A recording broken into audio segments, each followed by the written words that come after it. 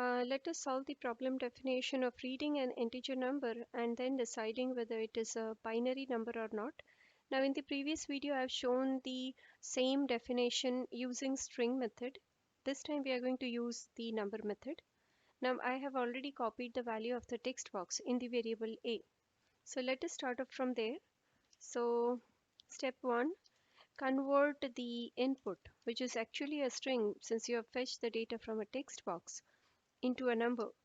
And what you do next is, because you have done the number conversion, you obviously need to check whether the conversion was successful or not, right? So if it is not successful, you can go ahead and display an error message. If it is an integer, if it is a number, not integer, then we will need to make provision for checking whether it is an integer or not. And if at all it is a negative number, then I would really want it to be converted into a positive number, because you really don't talk about negative binaries. So I'm going to convert the b into integer, and then we're going to go ahead and check whether the number is equal to the integer number. And I think we would also go ahead and use in the math.absolute to make sure that it gets converted into, a positive number. So that said, if it is a positive integer, I'm going to do something. Well, why are we even making this provision of checking whether it is an integer number or not? It's a very simple reason. Anyone on the internet would be entering whatever data they wish. So you cannot rely on the input, you cannot rely on the inputs given by the visitors. So we will still have to validate the data. Even though we have asked the user to enter only integers, there is a high probability the input may not be a number in the first place. And if it is a number, another probability, it may not be a integer number. So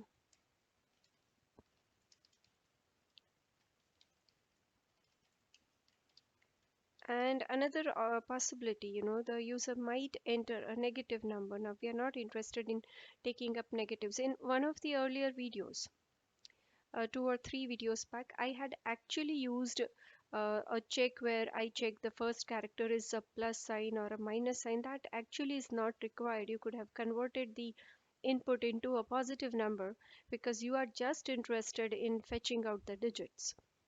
Well, coming back to the current definition, now since I'm going to use it as a number, I am going to use the modulo operator, that is the percentage operator.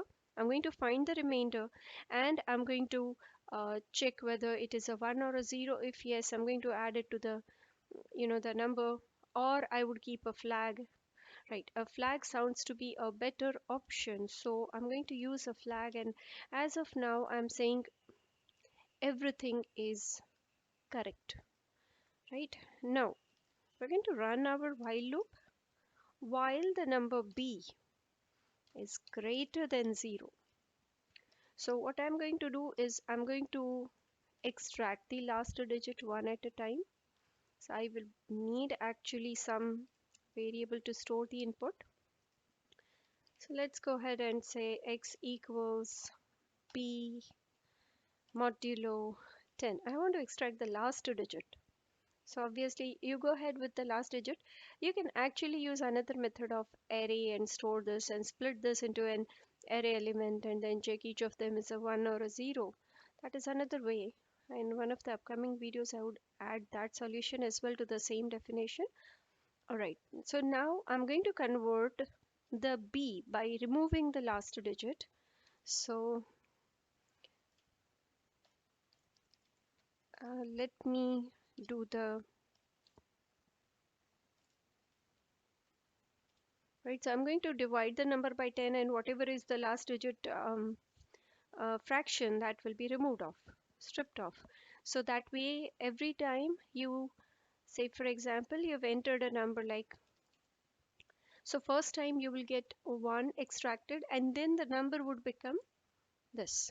Then again, next time when you execute your loop, this will be extracted in X, and then we will remove it from the number, and this goes on till the value becomes 0. Now, after we have extracted the last digit in X, I have to check if X is not equal to 0 or X is not equal to 1. That means we have come across a character, a digit, which is not a binary digit. So in this situation, I'm going to change my flag to 1. Right, so as long as you are extracting zeros and ones, flag will still remain 0. Any single digit which is neither a 0 or a 1, my flag changes to 1. So once my while loop is over, I have to finally check what is there in the flag. Okay, if the flag is equal to 0, that means I can safely say that it was a binary number, because the flag never changed, which means this condition was never satisfied, which means all the digits that were extracted were actually binaries. So I can go ahead and print not binary. Well, that should be the logic to my definition. So the entire logic goes in the else section, where I'm going to convert the number not just into an integer, I'm going to even convert it into a positive integer, and then I'm going to check. Now, which means that if the original number is negative, my code is not going to work. So maybe I can take this off, and I can just write in, because I really don't want, I'm going to use B everywhere. So I'm converting the B into its absolute.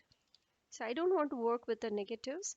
A negative or positive, it's still a binary number. So why bother about the sign? Make it positive in the first place. So make it positive. Now here, if I compare B with C, it's going to fail. So I will have to shift this inside just to make sure that I'm working with the positive equivalent. So because B might be negative, so if I take the parse int, C would also be negative. So we need to assure that both the values are same, and then if at all it was negative, let it be converted into positive, and then we go ahead and execute the code. You may want to try this logic out, try run this, and just check out how this is working. But for now, let me just show you whether my code is working or not. So I'm going to put in a binary number. Let's say 10101, and it says not binary. Oh, so if the flag is equal to 0, okay. So the mistake I made here was, if it is neither 0 nor 1, I wrote the or sign, which should actually be and sign. So if it is neither 0 nor 1, then you change the value of the flag to 1. Now, hopefully this should work. Let me try again. Okay, so it is a binary number. If I enter fractional part, it only integers are allowed. Even if it is a negative number, it's going to tell me it is a binary number. And if I enter anything else, there's an error in the input. So far, if I enter a 0, well, it is a binary number, and 0, 1, 2, 3, whatever. So it says it is not binary. I think my code is working fine. Yeah.